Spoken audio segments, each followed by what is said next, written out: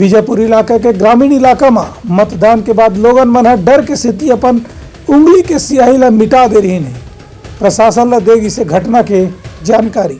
बीजापुर जिला के गवई गांव के संगे संग जिला मुख्यालय में आज मतदान के प्रतिशत काफी अच्छा रही से बिहिनिया ले ही यहाँ संझा बेरा तक के बड़ संख्या में मतदाता मन अपन बारी के इंतजार करत लाइन में लग के देखे गिन। ए दौरान पुलिस और सुरक्षा बल के लगातार इंतजाम बहुत अच्छा रही से एक से उत्साहित होकर के दूर दराज के मतदाता मन घलो बिहिनिया ले ही पहुँच के मतदान करे बर अपन उत्साह दिखाइन।